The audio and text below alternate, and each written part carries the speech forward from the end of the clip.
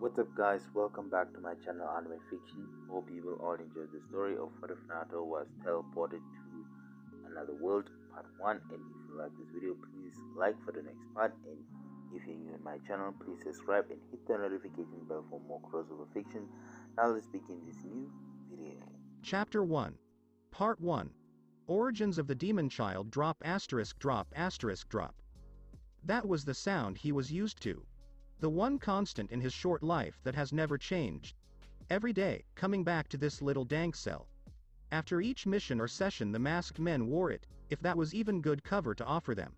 He had only been alive for 3 years. Of course his mind was not fully developed yet and he remembered only fragments, and it was pure hell. Every time he came out of her cell, he knew it was time for another mission. Driven out with other strange men in the small field, clad only in stained rags, he knew what came next like a ritual. He felt a strange and horrible pain go through his whole body, making him scream. Hoping he would stop soon after. Then a burning sensation ran through his body, increasing the pain a dozen times more. And then everything went black. When he woke up, he'd already be back in his cell. But there were new tears and stains on his clothes from what he'd done on those missions. What did the masked men call these things? Blood? Every time he woke up, his body was in agony and he had new wounds all over him. But after a few moments, they disappeared from view. What made them leave? Do his wounds also escape him? He must not like it much because all the masked men scold him when he doesn't answer their words. Even though he was locked up in this cell, he still gained some knowledge. He repeated the words and phrases that the men he met said to him. Like, fuck, or, shit, or, please, God. Not. And if he was hungry, the men brought him food and put it on the ground before him. But he had to get it fast, or the mice would get it or the water would ruin it.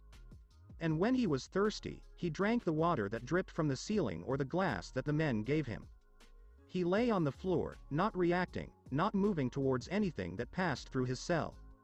Shadows of men enveloped him as they passed, lit by the small torches on the walls, and muttered about how they would use him for another mission. The door to his cell opened and 2 masked men in gray armor and metal arms lifted him up. They grabbed him under the armpits and dragged him away. Danzo-sama told us to bring the demon back for another execution. The man to his right said to his counterpart. But he's just another captured jonin, right? We can handle things like this ourselves. We don't have to pull it out every time we find one. Why does Danzo-sama always use the monster to kill the ones we catch? Asked the man on the left, expressing his curiosity. He wants to use every opportunity he can find to control him better. And he said he doesn't want any evidence of a fight to ruin our base. As they approached a closed door, they left it there. And like a mirage, they suddenly disappeared under the rain of leaves. Monster, demon, that thing and that. So they called him every time they brought him in front of this door or left him outside. But for all those names, that wasn't what they called him. What was his real name? Did that man with the bandaged face ever say that? Correct. Naruto Uzumaki era il suo vero nome. His name, his life and his solitude were all he had. This red thing and the rats and the masked men were all she knew. That and the water dripping off the walls. Drip, drip, drip. A tall man stood with a stick in his hand, one arm in a sling while the other was free from the sleeve.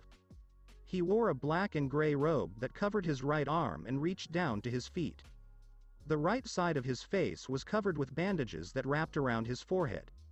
And on his lined chin was an X-shaped scar. It was on a flat platform surrounding a small training ground they had en route. Covered with earth and uprooted grass with 2 doors in adjacent walls facing each other. It was used for new recruits and trainees to test their skills in ninjutsu, taijutsu and genjutsu. It was leveled up so that more experienced ninjas and elders could look down and see the efforts of the new recruits. But lately, in the last year, it hadn't been used to train new recruits. Alternatively, they were taken to the forest or trained on the battlefield. Instead, this location was used to get all the breaking information captured spies had before they were silenced. In his experience, people in their last moments tend to reveal as much as possible in order to survive. Lately, more and more foreign ninjas had appeared in the city. Some would sneak in from the Kumogakure and some would come from the Kirigakure. he still hadn't found any evidence of the Sand Village insurgents. They had to have all their strength in the village, lest their supporting forces lose their temper and start a massacre. It seemed that every hidden village was sending a team of ninjas to infiltrate the land. It had started when the 4th Mizukage had sent a team to look for weaknesses in the village's security. There was something wrong with that boy. He was the Jinchuriki of the Sanbi, and ultimately controlled the state of the village like a yo-yo. Send that crazed wereshark to kill his own team so no evidence of his work would be found. That was the last resort in such a situation, especially when the whole team was still capable of fighting. It was creepy, as if the decisions he was making weren't his own. A Kumogakure squad was then sent to charge and attack any ninja they could find. Naturally, the ninja of the Village of Lights have never been very cunning. They've always preferred to attack rather than run away. Maybe they were just ninjas because of the ninjutsu they practiced. The only times he remembered Kumogakure sneaking away was the Hyuga incident just a few weeks earlier, and the incident with the Jinchuriki girl almost 20 years earlier. Both were attempts to augment its military and strategic capabilities for the better. It wasn't enough to have a Raikage capable of taking down armies, or the most attuned Jinchuriki of all the elemental nations. And now Iwagakure was joining the fray. Send a reconnaissance party to noble families and carrier forces. Danzo never understood Onoki's methods. He always observed the chaos from the outside, never directly joining the battle. He let his men do their job and never interfered. Which he should have done, with rumors growing of a young blonde boy blowing up buildings for the hell of it. Always using explosive clay and yelling, "Katsu," he would never let the people of Konoha rebel or betray him like that. And he had a big plan for any ninja or civilian that was against him.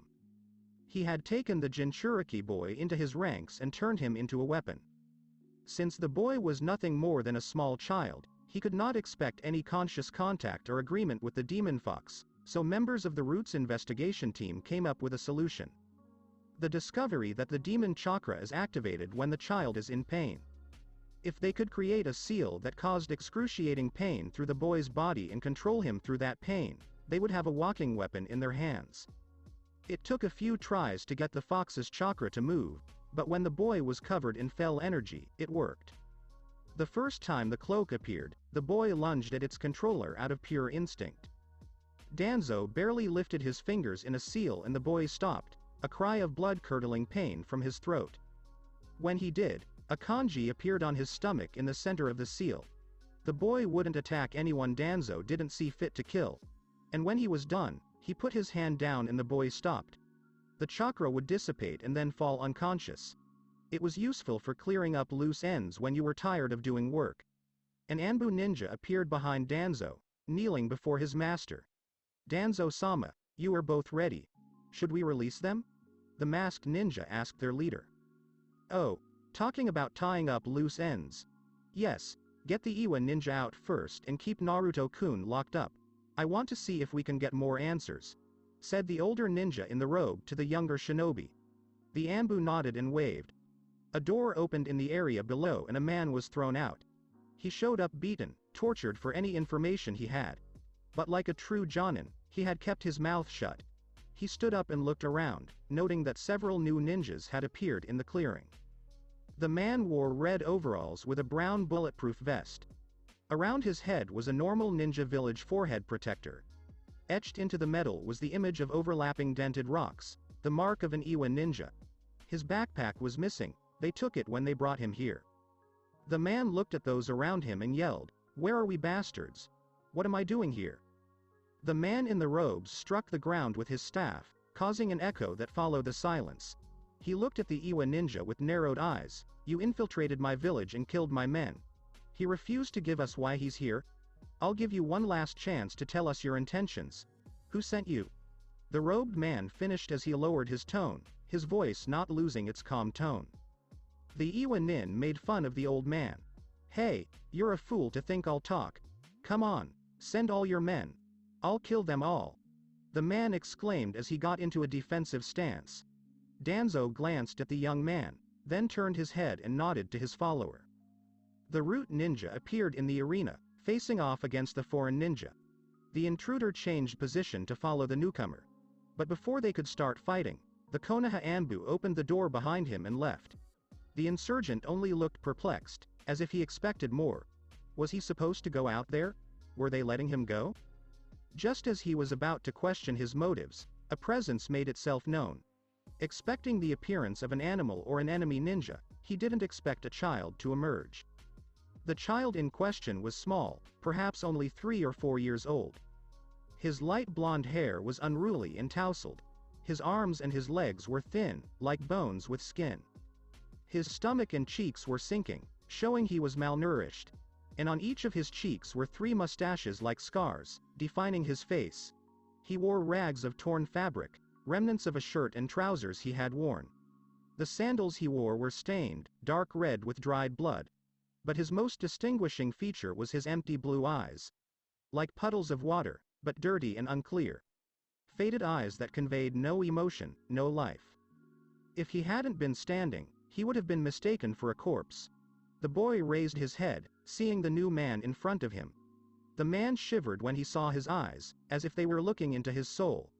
"You," the boy said in a dry and broken voice. Bowing his head, the boy continued to watch the man.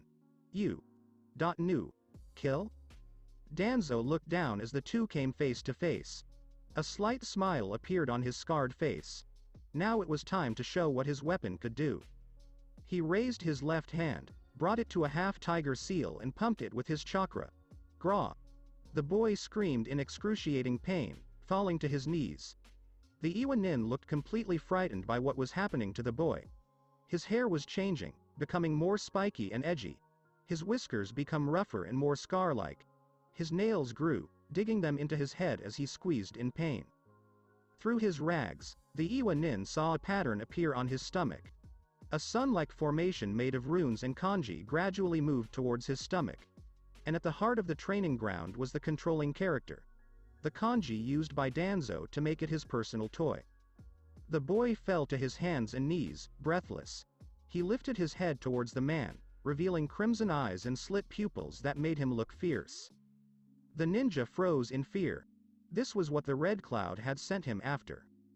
Locating and identifying Kyuubi's Jinchuriki was his mission, given to him and his team by the men of the Red Cloud. If they could find their position, they would be promised high positions in the new world. They expected a nobleman from Konoha, with a certainty that made the daimyo green with envy. But instead, he was just a broken boy hiding in the shadows. The possessed boy threw himself on the man, with the aim of destroying him. The ninja dodged the blows and jumped on the demon. The boy turned and made a second attempt as the Iwanin landed. His hands moved through a flurry of seals as he called his technique, Earth Style, piercing Hell Spike Yard. Everywhere in front of him was covered in rock spikes. The boy, mid-jump, was bolted in the stomach. He stood there, inert, as his blood flowed from the tip. The ninja smiled and laughed. He had killed Konoha's secret weapon. Now this city was nothing but an easy target. He whirled, ready to kill the robed man over him, but stopped when he felt a sensation in his chest. He looked down and saw a tiny clawed hand piercing his chest. He turned his head as blood trickled down his chin. Behind him was the boy previously thought dead, blood pouring from his stomach. He looked furious, his anger evident in his face contorted and exhausted. Grrrrrrraaaaaaaa. He snatched his hand from the side of the man's chest, leaving a huge hole in his lungs and ribs. Blood spurted from the wound and he fell to his knees, dying instantly. The blood formed a puddle that stained the boy's feet and sandals. The boy took a deep breath. Blood poured out of him. Danzo smiled at the result of his argument. He lowered his hands and stopped the flow of chakra. Gah! The fell energy dissipated from the boy's body, causing him to pass out in his own blood.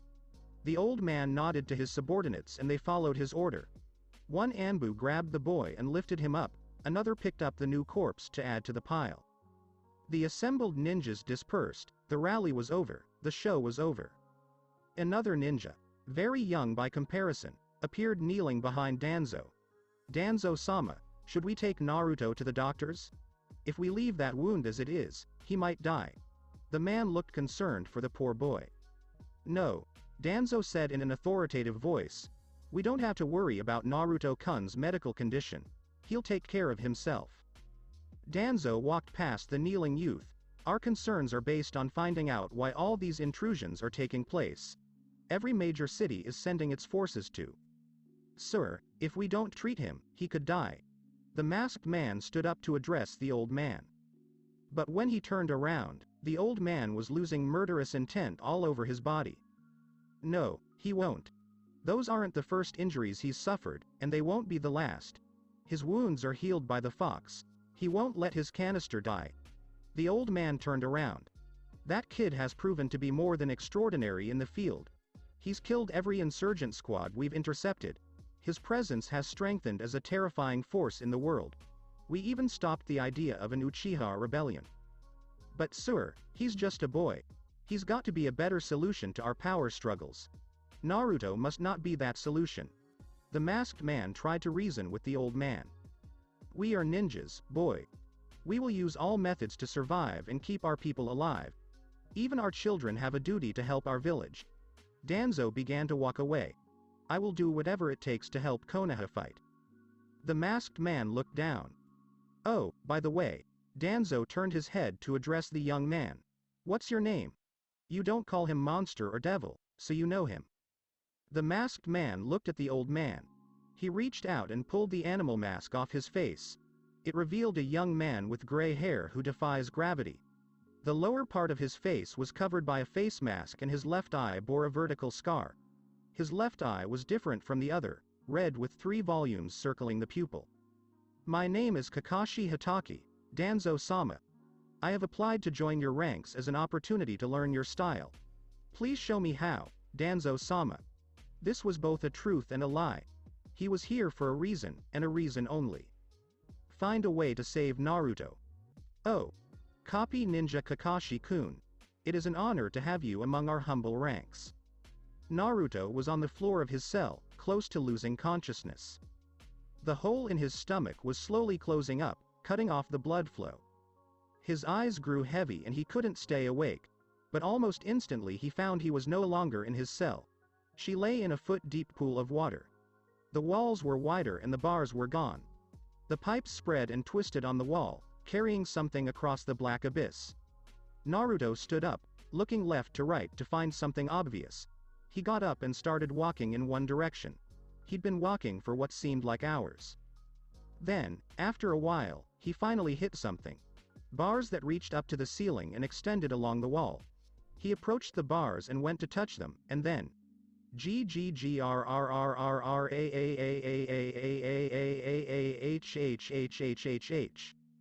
The boy fell to the ground in surprise, wondering what he could have caused the beastly roar. Before looking up in surprise at what was behind bars. Behind the bars was a titan-sized fox. It had orange-red fur and lay on its stomach. On the back of the kitsune were 9 huge tails that swayed and rippled the water. The creature showed teeth and gums to the 3-year-old boy. A growl echoed in the corridor. Human, what are you doing here? The fox looked at the boy, showing him his murderous intent.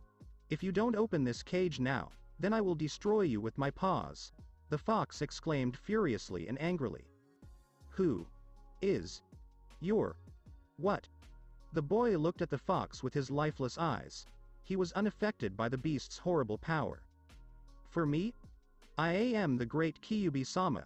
I am the demon who crushes the mountains and leveles the seas with the swing of my tails, cried the fox, his voice brimming with pride.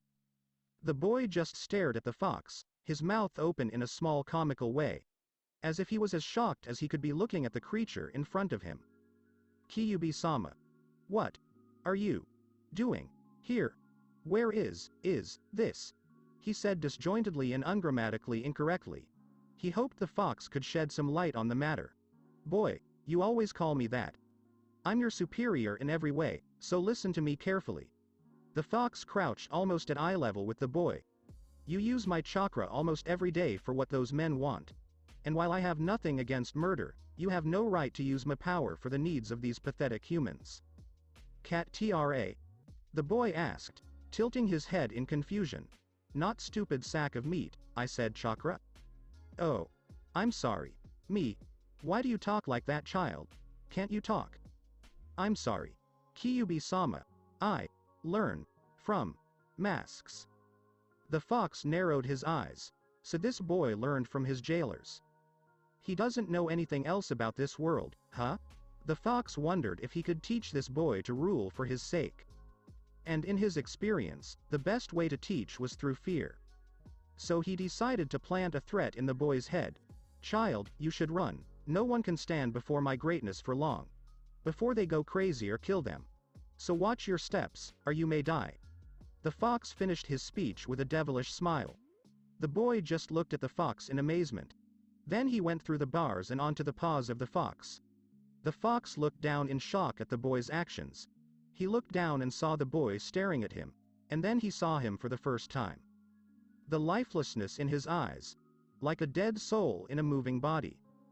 That wasn't what Kushina and Minato's son were supposed to look like. He couldn't believe humans would do this to a child. Why don't you run? I am the embodiment of evil, the demon of the elemental nations.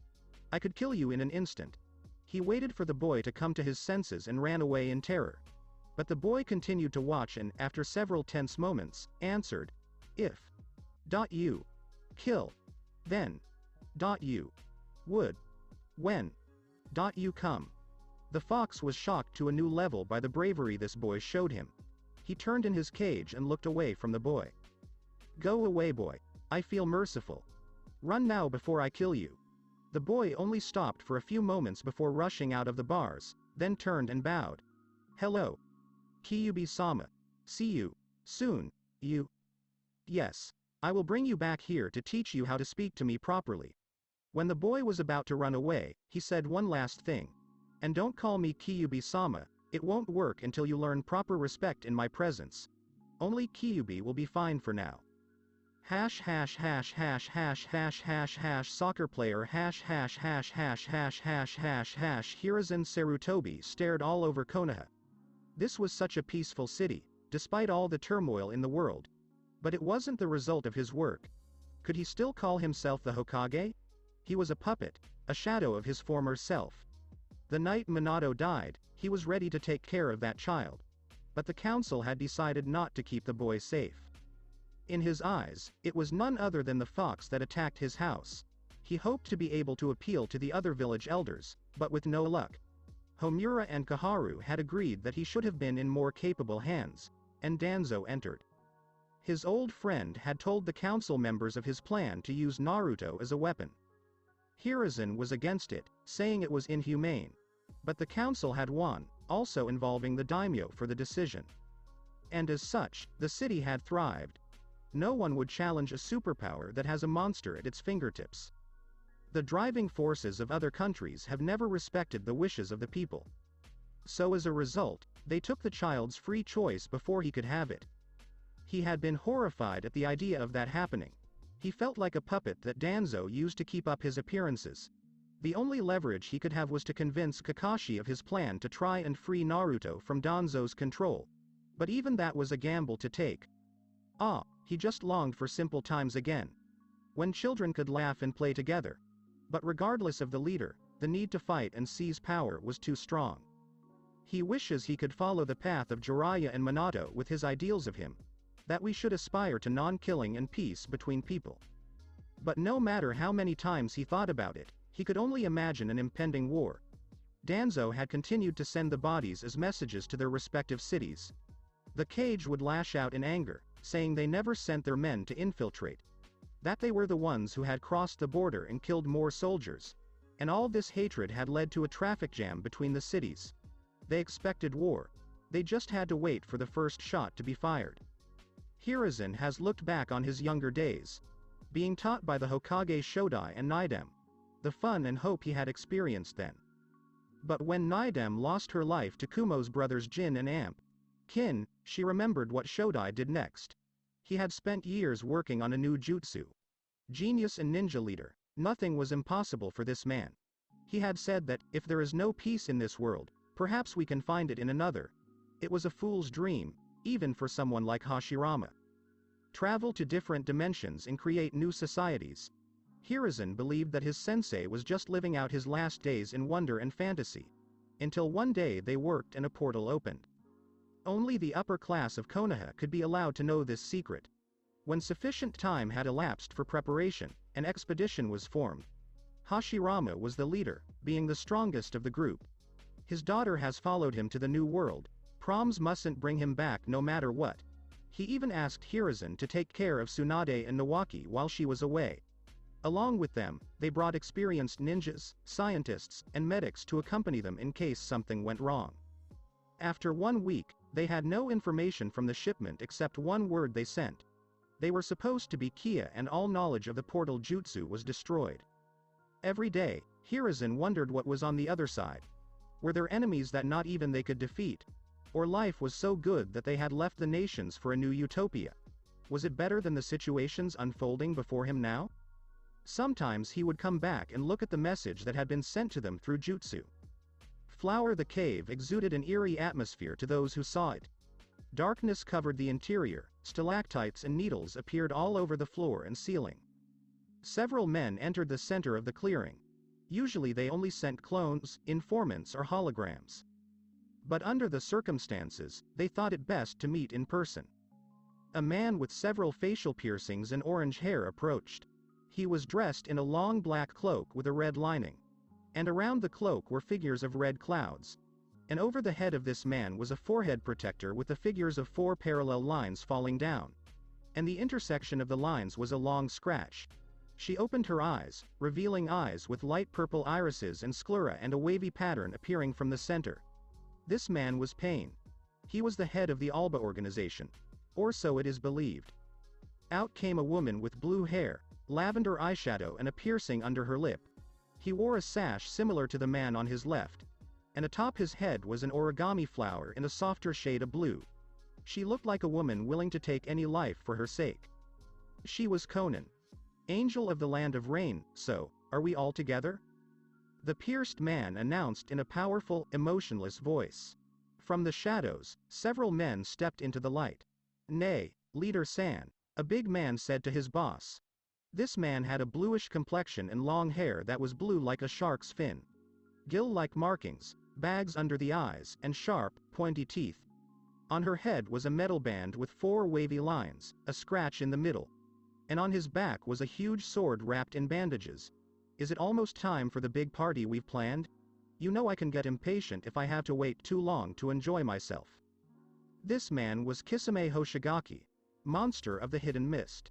No need to worry, Kisame, it will almost be time for our biggest reunion. The leader of the group secured the crazy shark.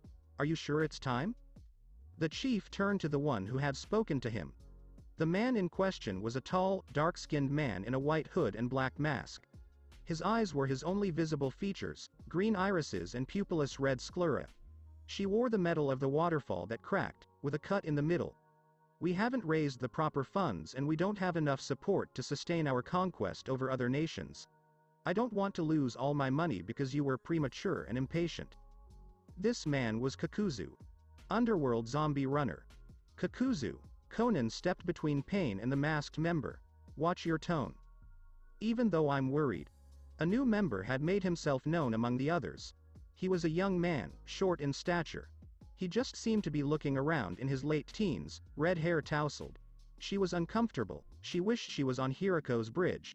But he was asked to appear in his Scorpio form. It looks like we're running ahead of schedule. Is there a reason for this? This boy-like man was Sasori. Sasori of the Red Sand. Yes, Sasori-san. But there must be a very logical reason for our haste. A thin man walked beside Sasori. He was a fair-skinned man with long black hair. He had thin cheeks and a low nose. His pupils were slits and his eyes were covered in purple markings, giving it the appearance of a snake. We used our connections to trick members of village nations into instigating war with each other. We had old acquaintances of Kakuzu-san pretend to be members of Iwagakure to infiltrate Konohagakure. Sasori-san used his spies at the highest level of the Sunagakure Council to ignite the idea of infiltration. And I used my mind control and impure world resurrection techniques to make men impersonate Kumogakure Nin and attack. It was unfortunate that he lost so many specimens, but it was necessary for our cause. This man was Orochimaru. Orochimaru of the Sannin. Though I wonder what some of our plans are. Did you send Kirigakir-nin to instigate a rivalry between the villages, Kisame-kun? The reptilian man asked the shark. Anything you could do to expand your library of information and broaden your horizons. No, I no longer have village companions. Did you persuade them, Leader-san? Said the shark with a toothy smile. It wasn't me, but I know who did. He declared the pierced man to his followers. As he was about to continue, the man in the tan mask stepped forward to address Pain. Would you mind telling us what exactly we're doing? Is there someone behind the scenes, or are you just being vain in everything you say? Kakuzu crunched his hands as the black wires began to wave from his forearms. If there is, please tell us. I don't like being kept in the dark. Conan gave the old man an intense look, the paper coming off her hands and face. Sasori smiled as his ninja puppets floated behind him, lifted by a glowing string. Kisame smiled and lifted his sword from his back, dropping it to the ground in front of him. Orochimaru kept a small smile on his face as his long tongue danced out of his mouth. Grief was stoic during this confrontation. Heh everyone. Please calm down. It's not nice to have a disagreement between friends. Idiot. They're not friends, they're working together for the purpose. If you stopped eating all the shit-covered corpses we found, you might know. Okay, that was a good chance. And we both eat poop corpses, you know. All the members looked towards the newcomer. A man who looked like a Venus flytrap, half black and half white. The white half had a carefree look on her face with yellow pupils and mouth. The black half with a serious aura to him, yellow eyes the only thing that stood out about his face. The creature was Zetsu, the Alba organization's personal spy. Zetsu, did you bring it? They're getting impatient. Pain said to the mestizo. They needed the central player to tie all of this together. If he's here. He said he wanted to prepare and make sure everything was ready for this meeting. Both halves finished their explanation before turning to show a man with long black hair and a mask with a design of flames. The members looked at the new player. Who was this man? And how had he attracted the attention of the boss and the spy? Hello, ladies and gentlemen, the masked man said in a rather deep voice. You all helped prepare the new plans for our goal. You all seem eager for the changes. So I think you should listen to our plans for the future. Naruto sat against the wall of his cell. His breathing is even and his mind calm. In the past 2 years he had gotten used to living in that damp cell. He no longer watched the world pass through his bars than he did, but he moved and sat after he got out of the homicides. This new life had earned him more life in his face. At first glance he no longer looked dead, but even with these changes, his eyes were still empty. Some of the Anbu, finally learning his name, noticed the changes and tried to break him again, but he just ignored their words and deeds. And after a while, they stopped showing up to hurt him. He was taller after he turned 5. But he was still short for his age, and he no longer looked malnourished.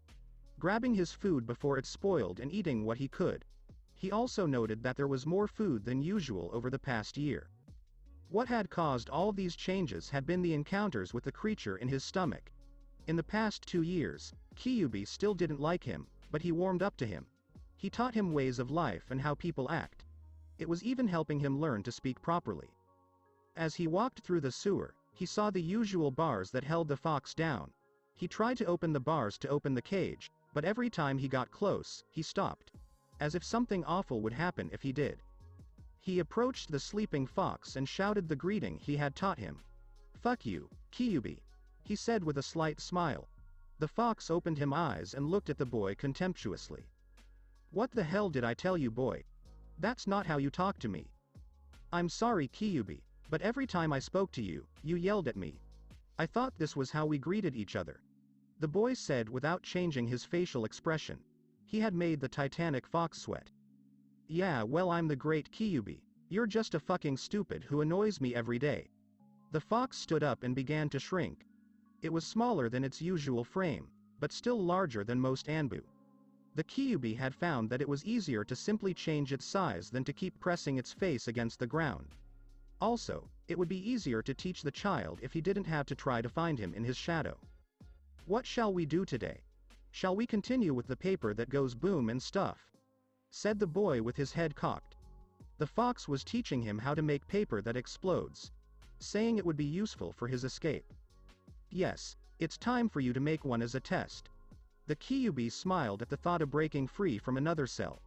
Once this boy escaped, he would force him to open the seal.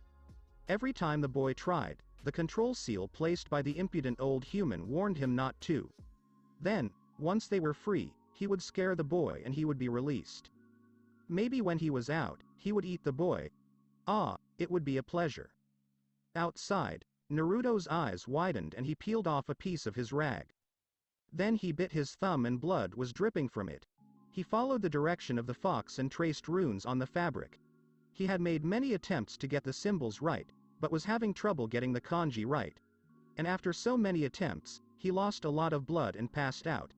When he woke up, the fox had just said, "Moron, it was a fun day. Make accurate kanji and lines on the cloth. If you could add the correct chakra, then it would be a balm for your desire." When he was done, he held the rag in front of him. The cloth soaked in dark red, all it needed was chakra. Kyuubi had taught him how to draw chakra in the sessions they had. He also said that in his entire life he had never seen someone so bad at working the chakra. Naruto didn't know what he meant when he said that, so he thought it was a compliment. Poor boy. Naruto clasped his hands and tried to carry the note. If he could put some chakra into it, then it could be used as a bomb later. Naruto concentrated for what seemed like hours to no avail. No, it's not enough just to turn on the note, let alone activate it. You have to get some more out. Keep the flow steady and strong. Naruto grit his teeth and pulled out all the power he could. He seemed useless until he felt a warm sensation run through his body and hands. He opened his eyes and saw the rag moving. Naruto was so excited, he kept pouring out as much chakra as possible. The Kyuubi smiled from inside its cage. "Oh, we're almost there. If you can keep enough of them under wraps, then it's time we got rid of them." The fox then thought about what she would do. He would have bitten the council leaders first. Then he would start a bijudama in the center of the village. Since Kyuubi was too distracted by the thought of the carnage and destruction, he didn't realize it before it was too late. "No, idiot. It's too much, stop it." Naruto stopped his charge and noticed that the note was on. All the chakra had built up and overflowed, causing it to start burning. Naruto's eyes widened and he tried to throw the note. But when it got out of hand, it was already too late. Each member looked at the waiting masked man. To think someone dressed like this would spew nonsense about conquest and the end of days. But at first glance, this man seemed calm and collected. As if he wasn't in a room with many of the most wanted men and women of all the elemental nations. He seemed to be in control, even though they had never seen this man before. As if he had everything in the palm of his hand. Oh, if they only knew. Now, since you've all been so kind, I've decided that I'll answer all of your questions before continuing. I know this may sound hard to understand, but I might have the answers you're looking for. The man said without changing his tone or body. Show no fear of talking to S-class criminals like children. Yeah. Kakuzu said, raising his hand towards the masked man. This hurts. When he finished speaking, several black threads crossed his arm and headed towards the man. Just as everyone was ready to see blood rain down, the thread passed through his body, intact. Everyone's eyes but Pain and Conan widened in surprise. This man was not a hologram sent from a disclosed site. It wasn't even a Bunshin, because it didn't implode on contact. Whatever this man was, the attacks didn't work. The masked man wiped a speck of imaginary dust from his clothes. Okay, now that we've got the paperwork done, I can get started. We won't have any more problems, will we? The fully masked man asked the half-masked man. Kakuzu nodded in agreement. He was ready to kill that strange man who seemed to be superior. But Kakuzu was really surprised by the man's actions. Hashirama Senju also didn't have such a technique. This man was interesting. Maybe he'd finally found someone who wouldn't die when they first met. Now, my name is Toby. If you want to call me something else, go ahead. Names don't mean anything to me anymore. Over the past 4 years, this organization has sent members of every major power to attack each other. We are instigating a war between the 5 great peoples. Initially, we were just waiting for the moment. Waiting for the perfect opportunity to show up and make our move. The masked man looked down, but that's not the case anymore. Sasori raised his head with interest. What exactly is that? There has to be a reason to create a war. He turned his gaze to the leader of his group. Didn't you have something against starting wars? The pierced man kept his gaze forward, but still replied, the war has taken everything and will bring a new reason. With the end of this next war, it will be the beginning of a world of peace. What has changed are the circumstances. The masked man pulled 2 photos out of his sleeve and showed them to everyone. Orochimaru narrowed his eyes, as he knew who one of these people was. One was an image of a blindfolded man with an X-shaped scar, guarded by the Anbu. The other was from a blonde boy accused by another masked killer. This is a photo of a Konoha village elder and root leader.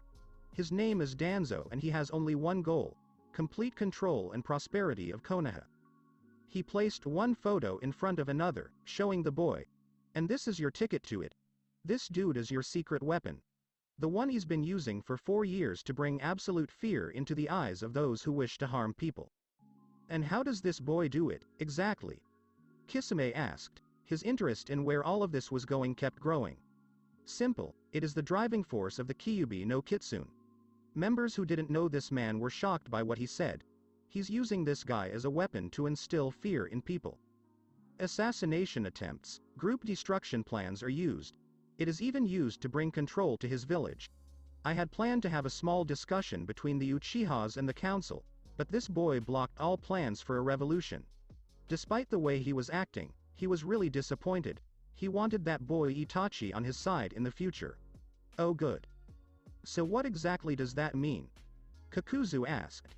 Yeah, so he has his own toy, so what? Sasori grinned. Every village is in control of a Biju, so why do we have to get involved? Orochimaru wondered. I know that Mizukage and the Raikage's brother have very good control of their Biju. Kisame said to the masked man. So is this really a necessity for our talents? That's the problem. The masked man assured. Now that the villages knew how Konoha was using their Jinchuriki, they also had to start planning how to use their Biju efficiently. This would mean that the life expectancy of the containers was running out and our window was closing. The more they are in danger, the more the beasts are enraged and kill the host.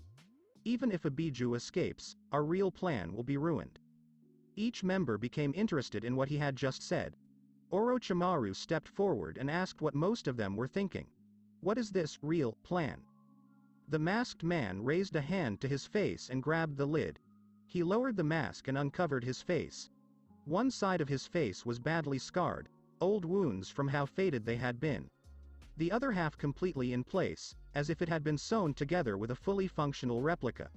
But the most defining point of his were the eyes Sharingan looking at the members. It is the completion of the Ojo de Luna plan. Most of them were shocked by what he said. Most except Kisame, who was laughing at the inside joke. Kahahahaha, it was you. That explains how the ninja of the Kirigakure got involved. You used that Mizukage to send puppets to further the war plans. The others looked at each other to understand what was happening. But then the Uchiha made himself heard and continued with the explanation. We will provoke a war between the 5 great nations. During which, to gain the upper hand, each people who unite will bring their Biju to the front to win the war. When they do, we will have 8 of the 9 beasts in one place, exhausted and defeated. He knew that none of the villages would miss the opportunity to use their ultimate weapons to gain control of the state of war. The other members continued to listen as the piano pieces recomposed in their heads. With the 5 nations crumbling, none will stand in our way. We will gather the Jinchuriki and their 9 beasts and use their power to give us infinite strength. Then I will spend a genjutsu on the moon for all people to see. And they will be under our control. No fighting, no war, just peace in this godforsaken world. Everyone was amazed that someone would hatch a plan to kill hundreds of thousands of people to gain control. He was sick to even think that anyone had imagined that result. And they already knew their answer when the man with the scar asked, "Well, will you join me?" All members looked at each other. And then he looked at the 3 ahead of them. The orange-haired pierced man was ready for any task. The blue-haired woman was reluctant to the idea, but ready to make it happen. And the scarred Uchiha stood there, waiting for an answer. All the other members had smiles on their faces, with ideas and projects of his own creation in mind. This would leave them open to doing what they have always wanted. Money to waste and hoard. bodies to make eternal art, bloodline to remain immortal and strong, and battles to their heart's content. When does all this happen? Kisame asked about the group. We used our influence and spies to set a unique date and place for our final battle. The Valley of the End, October 10th. That will be our day of judgment. In a week, that will be the day when nations will come together to fight. The Fourth Great Ninja War will begin that day in the valley, Danzo said before the council of the war meeting. All the skilled ninjas, the Anbu, the police force and the mercenaries of Tierra del Fuego have gathered to come up with a strategy. The two remaining Sannin had also arrived. Their former sensei had asked Tsunade and Jiraiya to once again join the fray. He had taken charge due to Hiruzen's inability to adjust to the aftermath of war. The cities had declared war on each other after several years of infighting and accusations. Usually this would not be enough to start a war, but members of each village were killed and sent back in pieces. It was their way of insulting each other for their failed attempts. But that wasn't all. Each village had sent their Jinchuriki to kill and fight, copying their tactics and solution to even the odds. Hiruzen was overcome with guilt that his village might start a war because they wanted the power of a unique child. And even now, they planned to use Naruto to solve this war for them. Danzo addressed the people in front of him. We will emerge victorious from the fight. We will get the recognition and control we have been seeking for so long. We will show what it means to be the ninja of the leaf. The whole glade cheered. Most didn't know what war was like, expecting it to be a long battle. But the World War III veterans were prepared, ready to experience a second helping of hell. Fired. Danzo's order and all the ninjas disappeared, leaving only him and Hiruzen with their heads down. The old ninja looked at his friend with a blank stare. He had been there for a while before choosing to break the silence. You're not usually this angry. Even in the days when we were ready for war. The hawk turned to his oldest friend. What is it, Hiruzen? What's up? What's wrong, Danzo, is that we're purposely waging a full-scale war with the other villages. That we are willing to send our men to their deaths just so we can continue to thrive. That's not what we should be aiming for, cried the wrinkled man with his head in his hands. We have always been prepared for these circumstances. This is what it means to be a ninja. That we give our life and our being to the people and to our people. But we are using our people to fight our battles. We are using women and children. We've got a guy on the front lines leading this fight, damn it. And that boy is a proud member of this city. His parents and ancestors fought for what is right. I just tried to continue the journey at the beginning.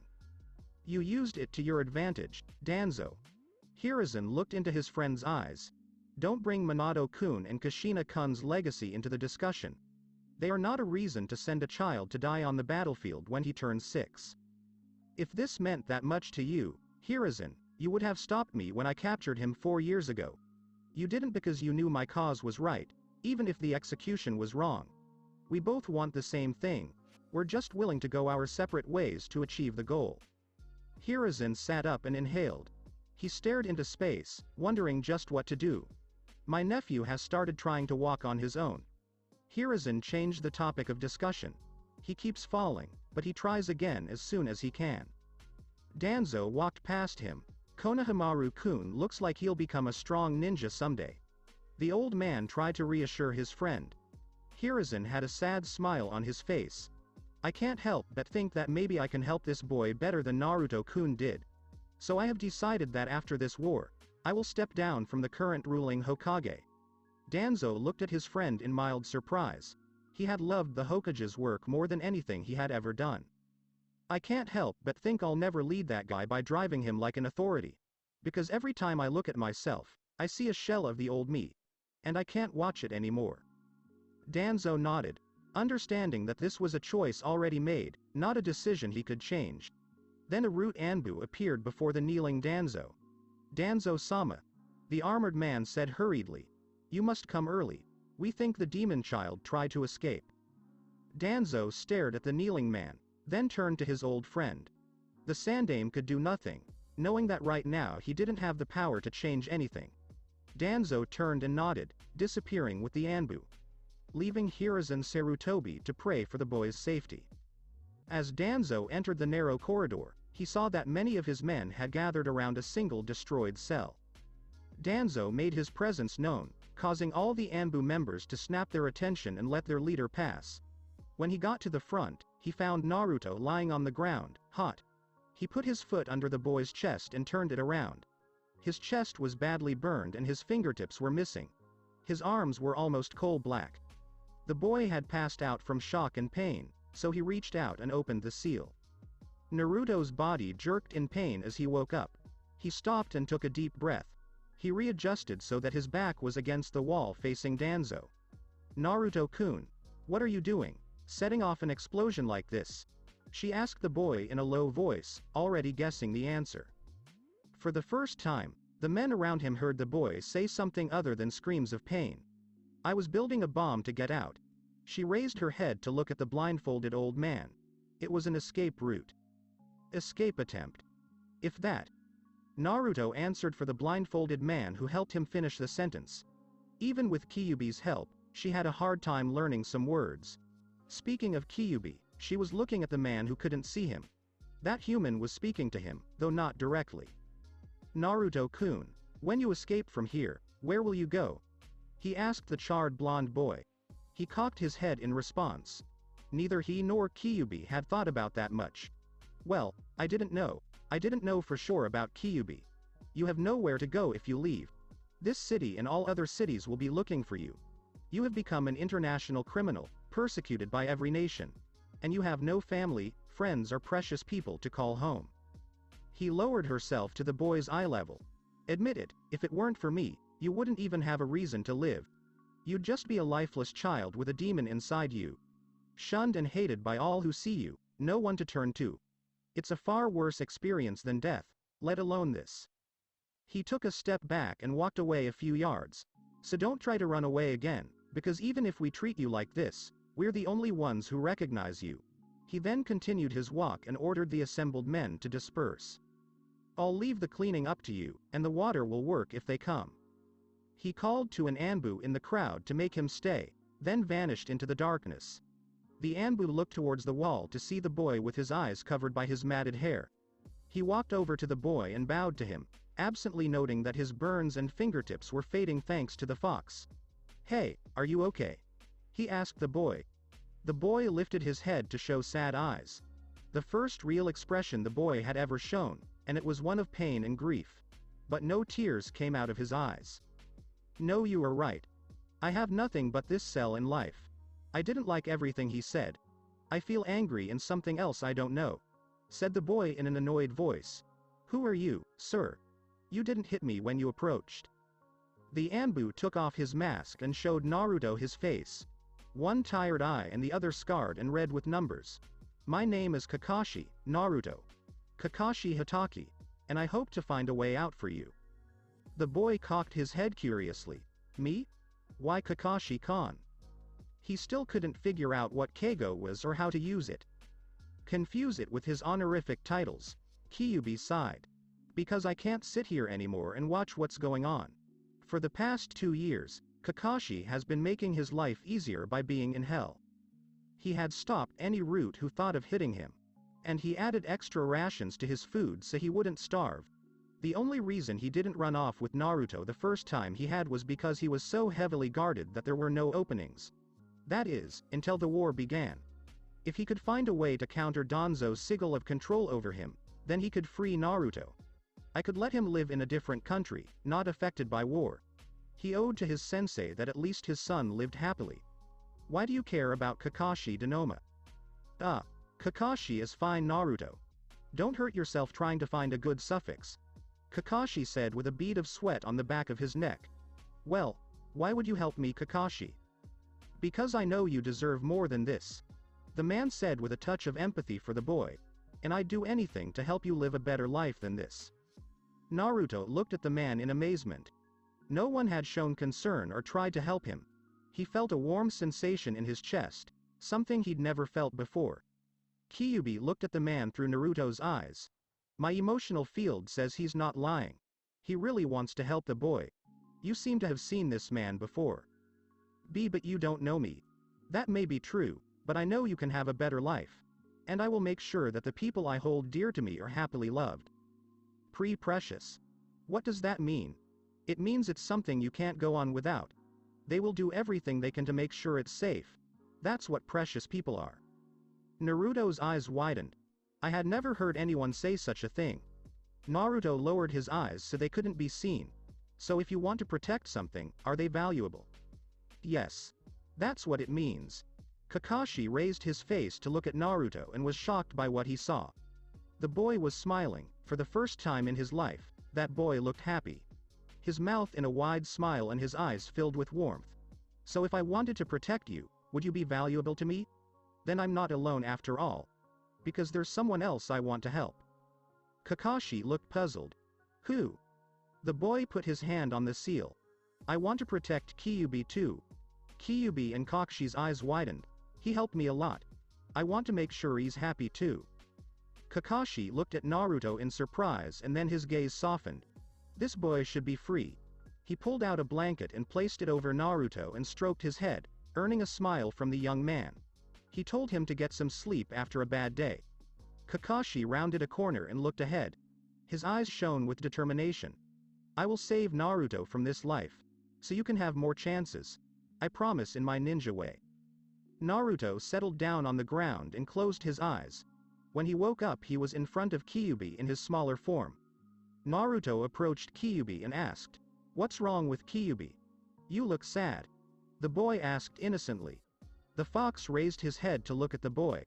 His eyes looked sad, away from his usual anger. Why do you say this? Hey.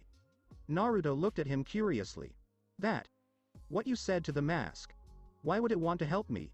Her teeth flashed and her eyes were filled with anger. You have nothing to gain by helping me. So why are you lying? I'm not. The boy looked at the big fox. You've helped me a lot, so I want you to be happy too. Then he gave the fox a happy smile. You are someone I consider precious, and I want you to be happy too. The fox looked at the boy. No one had given him a chance since the old man years ago. He thought he should let this cycle of moving from one empty container to another empty container go on forever. But maybe that wasn't the case. The fox turned away, no longer sending faxes to the young man. Go away. Now. Good. The boy nodded and walked away. See you later, Kyuubi. Wait. The fox's voice broke the silence. Have the child stop and turn around. It's not Kyuubi. It was something I learned to accept. Oh. Well, what's your name? The boy smiled and kept walking. I like that. Okay, see you later, Kurama. The fox just stared into the darkness of his cell. Maybe it was time to try to make up for some sins. He would never truly be exonerated, but he could try. He looked at his hands and started practicing the seals. His upper body was very similar to human bodies and this allowed him to create seals. He'd only seen it once, but he'd already memorized it. Is it supposed to be that scary? I knew it was scary to be in the village during the last war. I thought it would be easier for us all to be together, a young man in a freshly made Enbu uniform said to the older ninja next to him. He was experienced and strong, but he still had the feeling of the war engulfing him. Okay, Itachi-kun. Our youth will enable us to face any storm or fear, as long as we head into the blazing sunlight. Ha ha ha ha. This man had a bowl haircut and huge eyebrows. Under his bulletproof vest was a green spandex suit. A new man walked towards them in the massive march of soldiers across the battlefield. He was rough-looking, with a stubble and a cigarette in his mouth. Kid, stop scaring yourself with the new flesh. I don't think young people can help in this situation, she said, lighting up her cigarette. As he readied his shot, a delicate hand gripped the stick and threw it. Asuma, if you're so worried about the war, stop and cheer up. All that time spent in the capital with the daimyo must have softened you. The woman in question was a beautiful black-haired woman with blood-red eyes with an extra ring. She was wearing makeup and the standard bulletproof vest. She usually didn't wear this dress, but because of the war gear, she had to wear it at the start of the battle. Ah, come on, Kurenai. This is cruel. Kurenai-san, is this the time for us to play? Itachi asked the experienced ninja what to do. No, but this might be the only time we have to keep calm. So enjoy it while you can. A new man made himself heard by the younger group. They all turned to see two people walking past them. One was a tall, elderly man with long, spiky white hair. On his face were two red lines from his eyes and a wart on his nose. She wore the frontal blade guard, but with a green kimono and red haori. Beside him was a shorter woman with straight blonde hair. She had a purple lozenge shape on her forehead, her shield dangling from her neck. He wore the standard uniform with a bulletproof vest, his well-endowed chest pushing the vest up. Beside her was a young woman with long black hair and black eyes. She, too, wore the standard uniform, though her sleeves looked several sizes too large. If we wanted to relax, we should camp out and gamble. I feel like I could win a few rounds of poker as we speak. No, Tsunade. If we were to play now, all we could get from you would be your rations and weapons, said the tall white-haired man. Until he turned to her, taking several heavy breaths. Unless you want to play strip poker, which in case it's all in. The blonde woman grabbed the man and proceeded to beat him until he was a fine paste, causing several nearby ninjas to back away for safety. Please, Tsunade-sama, stop. You will kill Jiraiya-sama, he continued. The black-haired woman asked the master about her. Tsunade let the limp body hit the ground and walked away. He looked at his protege, Shizune. You have to stop being so forgiving. Otherwise, your kind will never learn. The group of young ninjas were speechless at the carefree attitude the Sannin had as they marched off to war. Before either of them could question motive, Guy struck a dramatic pose. Ah, up ahead I see my arch-rival slipping through the crowd. Sorry, folks, but I'm leaving. I'll be back so we can enjoy happier moments of youth. And the spandex man ran through the crowd towards a young man with gray hair. The group that had lagged behind could only sweat drops at the man's eccentric behavior. Asuma looked at the older ninja, ready to ask a question that tormented his mind. Hey, are you okay? I mean, we're going to war and we're not even trying to negotiate. This isn't like the old one. He was referring to the old Hokage who led the march. Dressed in his black war gear, he looked as he did when ready to fight a strong opponent. Beside him, Danzo walked briskly with a stick in his hand. After the Konoha army leaders there were several Anbu carrying a sealed box. Make sure he's safe until he gets there. Yes indeed, you are right. Jiraiya agreed with the younger Sarutobi. Gigi is usually so optimistic, but when he asked us to come, he looked angry and sorry. As if he was forced to make this decision. You don't think Danzo has anything to do with Sensei acting like that, do you? Tsunade questioned her old friend. Well, they've never been on good terms. Only someone like him could make Hokage-sama behave like this. Shizune added her 2 cents to the conversation. But how are you going to fight this war? We may have great military power, but it is foolish to fight against villages that bring their biju into the fray, Kurenai said with a tinge of concern in her voice. Over the years, my father has told me that many of Konoha's enemies are wiped out before they even begin. All the older ninjas looked at the newly promoted Uchiha. That he used some kind of weapon to position himself as a power figure. Itachi looked among all the Uchiha, Hyuga and normal marching ninja. A weapon even our own people have come to fear. You think that box they have with them is that weapon? I don't know Jiraiya-sama, but whatever is in that box, it has given them confidence to take on all the powers in the world. Guy ran through the crowd, making his way through the soldiers preparing for war, towards his goal. He leapt into the air and landed next to a gray-haired young man. Ah Kakashi, it's so good to see my rival again after such a long time. With his status now in Anbu, I looked for a new rival to challenge as the sun rose. But none I know can compare to your grace and tenacity. He concluded his speech with a saccharine smile and a thumbs up. Kakashi continued, causing Guy to wonder what had happened to his rival. When Kakashi raised his head to address the animated man. Boy, this war won't be good. We'll use our best moves and skills right from the start. And I'm sure it won't end well for me in the long run. What do you mean by Kakashi? Guy questioned the strange look his old friend had. I mean there's something I have to do in the middle of battle. And when I'm done, I'll probably be seen as a traitor and a criminal. Guy's eyes widened at the relaxed tone Kakashi used to describe the situation. Then don't do it. Whatever it is, there must be another solution. Guy tried to reason. There are a lot of ideas I've come up with to keep myself safe. Kakashi answered in a low tone of voice. Then he looked ahead as the valley appeared. But it's not about me, it's about saving someone else. What do you mean, someone else? When the battle begins, you'll understand what I have to do, Kakashi replied to his former rival.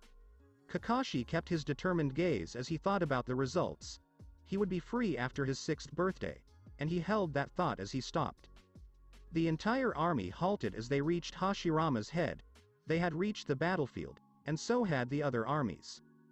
Directly facing Konoha's army was Kumo's army. A huge dark-skinned man stood in front of his soldiers. He had white hair slicked back with a small beard and mustache set aside. He wore an open white haori that showcased an extremely muscular body made for tough fights. Around his neck was a curved 4-pointed hat with the kanji for lightning on it. On both forearms were golden stirrups that reached to the joints. Already, the giant man cried aloud. He turned to address his forces, men and women dressed in black shirts with white flak jackets over their left shoulders. Very well, men, these fools have underestimated. They have sent us chunks of our men. They killed our comrades and insulted our people. Tried to dismantle our city and take our secrets. But no more. He raised his arm in a clenched fist. Now let's show you who is the strongest. You have. The army cheered with raised fists. One man in the crowd didn't leap into the air but scratched his head. He was dark-skinned, with a bulbous nose and blonde hair covering his left eye. With a short sword on his back and the characters of water and lightning on his shoulders. She yawned and addressed the group around him. Man, I don't know how he does it. Our special operations troops, Yugito-san and B-san, get on a boat to avoid detection. It takes us through the trees for hundreds of miles to the designation. And he still has so much energy. He muttered to his blonde partner beside him. Well, this war is something we've been preparing for weeks. C explained to Darui. He had to make sure he could motivate all of us. This war depends on him. C raised an eyebrow then. Well, him and those two. Beside the huge rakeage were a man and a woman on either side. To his right, a woman with long blonde hair. Her forehead protector partially hidden by her hair. She wears a black and purple short-sleeved blouse and black pants. I have to say she is very stressful. But I'm going to show these other cities how the Kumo Jinchuriki do it. Right, B? He said to the man in front of the rakeage. Said man was tall, muscular and dark-complexioned, like many other soldiers. He had the kanji for iron tattooed on his right shoulder. A pair of megaphones under the left eye, covered by sunglasses. Gracing his back were 7 sheathed swords. The man put his hands in front of him lazily. You bitches, wait, I'm about to turn you into fleas. I am a handful from the valley to the sea. If you think you can play me, you have shitty ability. It's me, motherfucking Killer B. The man ended his bad repping by striking a pose. Which led to the rakeage bitch slapping him against the forces. All the soldiers just sighed at the attitude of the brothers. Hash hash hash hash hash hash hash hash soccer player hash hash hash hash hash hash hash hash. Between these two armies was the Kiri army. After crossing the sea and passing through neighboring countries, they finally reached the Holy Land of Combat. When they arrived, they saw that the earth was smaller than they thought. It then became apparent that this was the starting point, but the adjacent lands were all in the crossfire. Leading the army was Yagura, the 4th Mizukage. On its back it carried a large stick with irregular flower petals and a hook at the end. Behind him were his forces dressed in black trousers and shirts, with gray flak jackets. From the forces came a beautiful woman with reddish-brown hair. Her face framed by 2 fringes. She went to the Mizukage to get his attention. Mizukage-sama, all our forces are ready to fight. Well, the young man said over his shoulder, that's all. Join the others in waiting. The slender woman nodded and began to walk past a man with an eye patch. She stopped and looked at the wizard once more. Mizukage-sama, are you sure this is the right path to take? Our military might is not even adequate enough to fight this battle. We will stand in this battle, Yagura said without hesitation. But without the 7 swordsmen, we don't have enough power to fight back. Even with 2 Biju, our forces will be slaughtered. Termi, he said powerfully, making the women stop asking. He turned to look at her, This is a fight we will stand our ground on. We may not have the numbers, but our strengths are more than enough to compensate. You're fired. The woman bowed her head before hearing one last command. Send the other please. We need our main forces here. Moments later, a young man joined Yugura on his perch. She wore the standard Kiri dress, but had long brown hair that covered her left eye. She approached the Mizukage and asked, "Do you think we will survive this battle?" "We will," assured Yugura. "We will show the world why our city is called Bloody Mist." Unbeknownst to the rest of the army, as Yugura stared ahead, the image of a Sharingan darkened over his eyes. Soccer player On the opposite side of the valley was Iwa's army. The army stood in red suits and brown jackets. Leading the forces was a small man with a big red nose wearing a green and yellow jacket. He had his cage hat wrapped around his neck. At the moment he was hunched over in pain, holding his aching back. OWWWWWW. I knew we wouldn't have to face Takagukare. I should have flown here. Ah, come on old man, said a big bearded man to the short old man. If you had flown, everyone else would have been jealous. We were supposed to be together during the walk. Oh shut up Kitsuchi. Just help me with my back. The old man complained to his son about him. The man grabbed the old man by the head and legs and pulled, getting a painful scream from the Tsuchikage and a blast from his spine. Ah, not like that, he said as he felt her right again. She readjusted and began to float, the better to talk to the tall man. Everyone ready? More or less. They're ready to show what they've got. Onoki smiled at what his lieutenant had said. He remembered what his master always told him, the spoils of war were for the victors. And if he was right, they were about to be loaded. Kitsuchi regained the old man's attention. Grandpa, they're ready anyway. Onoki looked behind him at the newcomers. One was an older-looking man with red hair with a mustache and beard. He wore a large helmet with a piece of black armor running through his. The other was a one-man tower. Dressed head to toe in red armor and a straw hat.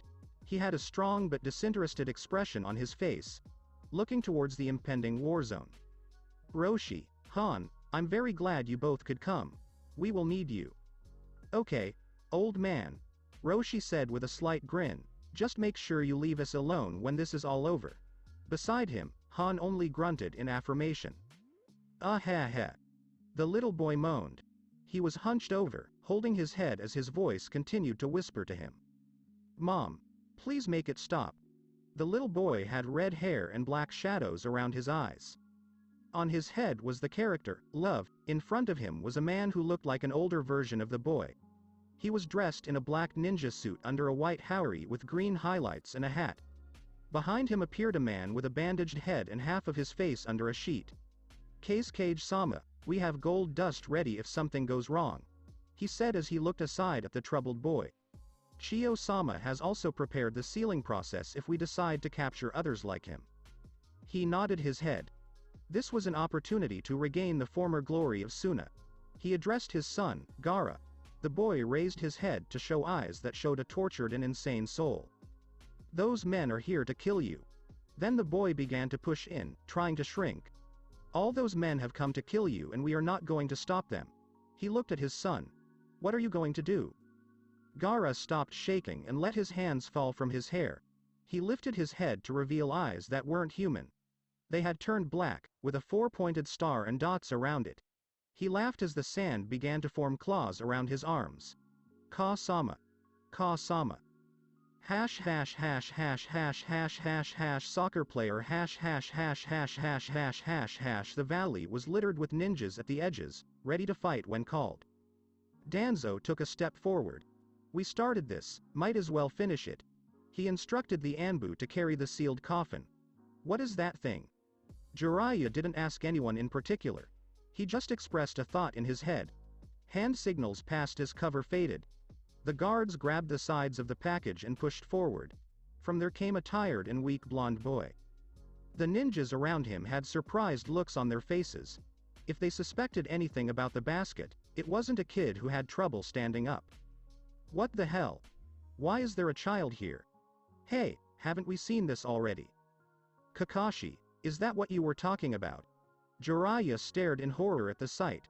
My Minato? At second glance, he saw it better. NN Naruto? Sensei. What the hell is this? Tsunade asked her former master that he could only clench his teeth so hard that he started bleeding. Sensei. Now, Danzo raised his hands. Begin. The boy's body jerked as red bubbles grew on him. And as soon as he was covered, his skin started to peel. Now, it will end.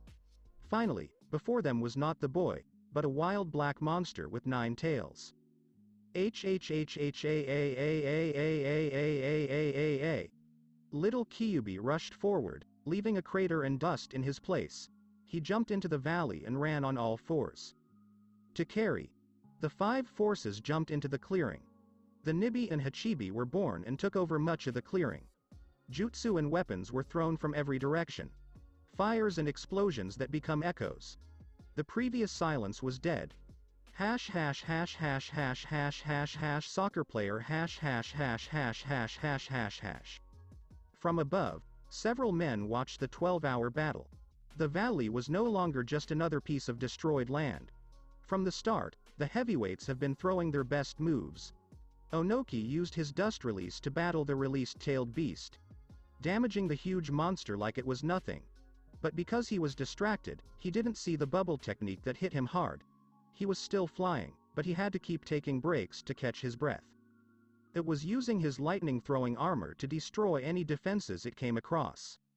He defeated all the ninjas in his way, until he ran into an obstacle. A woman he identified as Tsunade of Konoha had stopped his charge. They had planned to fold their fists and carry on. That was 4 hours ago and they were still going strong. But all sides were taking casualties from Jinchuriki and Biju. Almost instantly, the monsters and their containers met to battle in the field.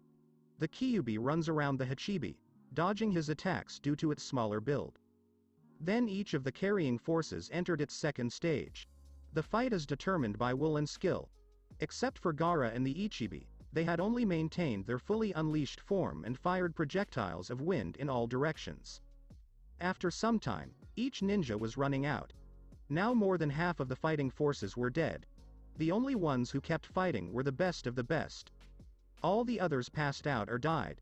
It seems the time has come for us to make our move. To change the world for the better, through this final war. Said a red-haired man in a mechanized contraption. Heh. Well, that's interesting.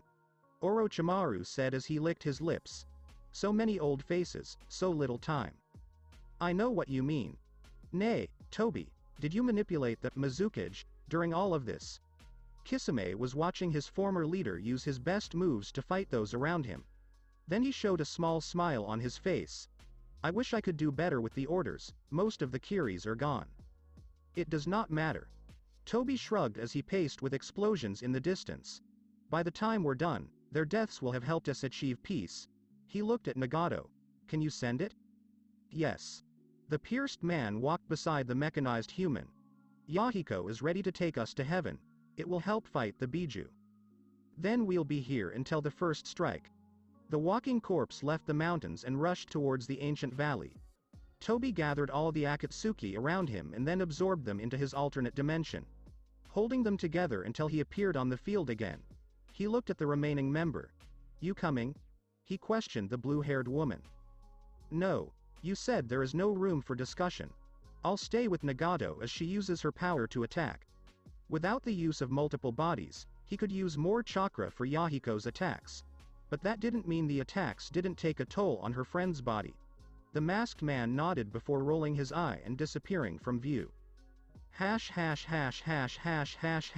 Soccer player Rakiri. Kakashi yelled as he thrust his lightning-covered hand into his opponent's chest. The Suna Nin fell to the ground as he withdrew his hand. After doing so, he noticed that most of his vision had started to blur. He had fought for too long. Since the start of the fight, he had stood by the Kyuubi-influenced boy. Make sure the boy was still alive during the fight. In doing so, he had put too much of his body to stand near monster fights. His body had been torn to shreds, blood pouring from his eyes and arms. His legs felt like jelly under his weight, but he'd made sure he could still fight and get Naruto to safety when he had the chance. Luckily for him, he'd teamed up with some of Konoha's best to watch his back. These last few hours have been much easier knowing you have an Uchiha, a Sannin and someone like Guy to help you. Along the way, he had to answer many questions. Kakashi, I need some answers now, said the old ninja to the younger one as he crushed a Kumo nin with his whipped hair. Kakashi struck an approaching steed with his sword, killing the man. Danzo took the knuckle force from the Kyuubi and turned it into a weapon. He kept Naruto in a cell for several years and used him for his needs. Asuma stopped an attacker with his chakra blades. How the hell don't we all know? He repelled everyone with his dust cloud technique. Everyone had sworn to secrecy not to tell anyone about this secret. Even Sandame Sama couldn't do anything against it. So it's not Gigi's fault, thank goodness. Why didn't she stop him? He was overruled by the board on this decision. He's been fighting for his freedom for years, but he can't help it. Kurenai put several ninja into a genjutsu which kept them at bay. But why do you know? Why did you voluntarily join Root? The Sandame asked me to check on Naruto's condition. Everyone listening next to Kakashi watched between the old man squashing people with a giant stick and the demon boy squashing people as he made his way to the armored Iwa Jinchuriki. After settling into a tight group, everyone started taking deep, deep breaths. So, over the years, I've taken care of Naruto. I've made sure he heals properly, eats his food, whatever he needs to survive. But lately, I knew it wasn't going to be enough to see him, so I waited. Itachi hurled a great ball of fire jutsu at those around him, boiling their skin and melting their eyes. Waiting for what exactly? This battle. The others looked at him as if he were crazy. I will use this battle to bring Naruto to safety. I will be accused of treason for doing so, but that won't stop me. The only problem is Danzo. Everyone looked at the man who was exhausted after applying chakra for 10 hours straight. His seal will cause Naruto pain until it can be undone. So I know that might be asking too much, but can you protect us as we flee? He turned to acknowledge the group surrounding him, unknowingly leaving himself completely exposed to an attack from behind. But before the connected attack. Dynamic entry, Guy leapt to his feet and delivered a beautiful sidekick that sent the ninja flying towards the edge of the valley. He landed and gave Kakashi a big smile. I was worried you might get lost, my friend. But to risk your life for the safety of a child, that's the rival I've been trying to defeat. I will lend you my strength. The others nodded, agreeing with Guy's exuberant words. Now all they had to do was survive. When the last fry fell, the others breathed as much as they could in front of the big fish. Now, they needed to fight the remaining Biju, Junin and Cages. When they stopped, they saw something floating in the air. After a while, everyone else stopped fighting. The Tsuchikage had stopped his dust style before hitting Hiruzen. Tsunade and a stop in the middle of a fight to look up at the sky. Mei, Darui and Kitsuchi stopped to assess the situation that might develop. While everyone was silent, Jiraiya's eyes widened as he recognized the flying figure. Yahiko? Shinra Tensai. This is what everyone heard before the explosion hit the Biju. Hash hash hash hash hash hash hash hash soccer player hash hash hash hash hash hash hash hash. As the dust settled, the scene could be better observed. A huge hole had been created by the powerful thrust sent by Pain. In the center of the hole, the Jinchuriki was passed out from the force of the attack. Near ground zero, all other soldiers had been pushed back, buried under rubble and the corpses of their fallen comrades. The last Anbu, Spec Ops and Cages could only see from the center. 2 men came out. One was the man who created the explosion, going out like he's done nothing but swat a fly. The other was a man who appeared out of nowhere. His body spiraled out of space, which had focused on his eye. She walked in front of the other man and caught the attention of the surrounding ninja. Hi everyone. Sorry to interrupt your little dispute, but we have important matters to attend to. My colleagues and I are here to leave your little bundles of joy behind. The ninjas around him widened their eyes at his rude way of saying he was getting lift. I know it sounds inconvenient, but we didn't start this war for nothing. From his eye appeared another hole in space. This time he unleashed 5 men who joined the 2 already present. All of the fallen ninja gasped as they saw some of the most wanted men appear out of nowhere. Each member jumped to a different place. They all landed in front of old friends they hadn't seen in a long time. With the masses delighted, Toby turned to collect his prize. Very well, it's time to collect.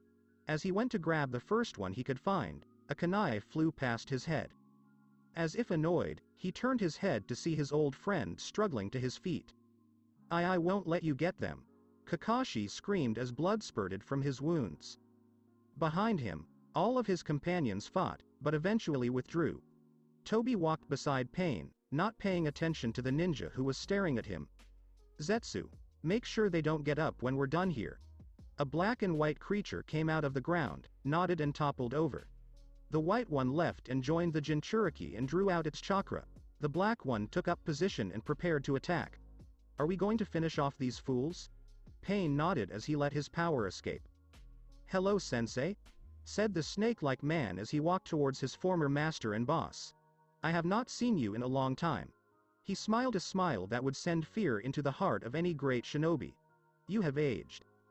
Orochimaru. The old Hokage had a look of pure fear on his face as his former student slowly walked forward. While the Hokage was covered in wounds, blood seeping from his wounds into a pool beneath him, the snake man hadn't aged a single day. Why are you here? Well, Sarutobi-sensei, I've found quite a group that piques my interest. You always told me that I should try to get out more, make new friends. Orochimaru said as snakes slithered up his sleeve, regurgitating a magnificent sword that fell into his hand. Although I originally planned to join in a couple of years, they couldn't do it without me. The Hokage stood up, his battle with the Tsuchikage almost forgotten. Now his attention was on his twisted student. What are you trying to do here?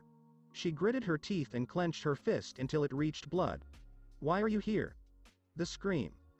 Let's save this world sensei. No more pain, suffering, death. They will help me find the immortality I have sought for so long. As he walked forward, he sensed danger and jumped back. Where it was now a vaporized crater. He looked up to see a dwarf floating with a clear cone in hand. Hey, do all your men have a strange tendency to desert? Said the Tsuchikage with an ironic smile. After all this time, I still have to take out your men, old chap. Hey, if I'm old, you must be dust by now, Onoki-san. He grabbed his staff and stepped into his battle stance. You should sit down before you're crippled. I'll have to show my former student his seat. Do you think you can, sensei? Orochimaru raised his sword and smashed it into his sensei's staff. You should stop before you die. I will not stop, Orochimaru. Hiruzen swiped his staff, forcing the man back. I won't stop until I fix everything I've done wrong, he said as he charged forward. Hash hash hash hash hash hash hash hash soccer player hash hash hash hash hash hash hash hash. Very well. Kisame stepped forward to meet the group in front of him. Sasori walks beside him. Looks like I'm going to have to fight strong people after all. Facing him were some of the best ninjas from the other cities fighting as a group after the bomb. Kisame, what are you doing? Mei asked as she struggled to get up. Oh, I don't know you, but you're from the village and you're still alive, so you must be good. He had a smile as he raised his sword and smashed the ground. Chio Baba, it's so good to see you again. How are you? Sasori asked his fallen grandmother. And it's impossible. How do you keep going like this? Said the old woman, shocked by the eternal appearance of her nephew. I've found a way to get strong, though I can't tell you the same. She grabbed his cloak and ripped it away, revealing a puppet-like body. With a wire coming out of his stomach and a strange core in his chest. The cable got up and pointed to his elderly grandmother. Here, let me put you out of your misery. The wire snapped forward, aiming for the old woman's head. But before contact was made, a large rock formation shielded her. From behind, Kitsuchi grabbed the woman and dived before the cable passed through the rock. He stood up with the older woman under his arm. Hey Granny, I know we fought and all, but do you mind if we hit this little bastard first? He waited for an answer from the older ninja, but nothing happened. He looked down and shook his limp body. Oh shit. She then received a headbutt in the chin, knocking him back and squeezing his chin in pain. The old woman landed on her feet and laughed. Haha, got you. Did you think this old hand would die so easily, kid? She turned and looked at her nephew. Now I think it's time you scold yourself for misbehaving for so long, young man, invoking her Chikamatsu collection of hers. Meanwhile, A giant amorphous water shark flew around and attacked anyone it saw. Ah, this is what I've wanted for so long. Kisame stopped and had a sad expression on his face. Too bad none of you can fight yet. He redirected him to the first Kirin Nin he could see. Mei raised her head to see a huge beast approaching her.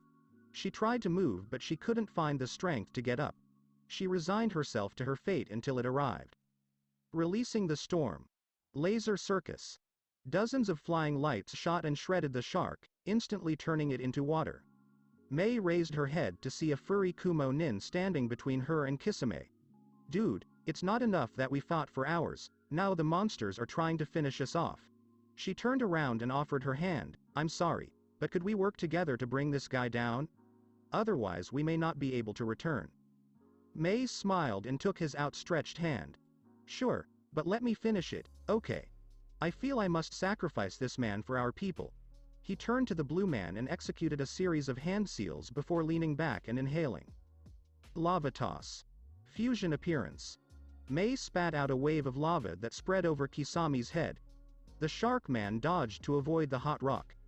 The lava dissolved into the ground, causing smoke to rise into the air. Mei smiled and wiped the saliva from her chin. I hope you're ready. I'll show you how our village can survive without your help. I didn't think there was still a bloodline in the village. She raised her head and bared her shark teeth to the world. Samahata merged with her arm. Tsunade looked to her left, the sight of him darting into a tunnel. The Hokage he had fought was not in good condition. His haori fell off a long time ago and his arms were broken and fell off. Tsunade had broken several ribs and taken many good blows to the head. Of course, he was nowhere to talk. He grabbed her left arm and broke it completely. And as she was running away, he had planted a powerful hook in her stomach. She had coughed up blood for most of the fight afterwards. But that didn't matter now. They were both in bad shape and this man in front of them seemed to have no room to negotiate. Why did I come here? The tall, dark-haired man wondered aloud. I felt like there was something familiar here, but all I see are two broken bodies. Who the hell are you? Get out of the way, I have to check on B and Yugito, A said standing up, blood gushing from the lacerations and gaping wound, but paying no attention to them.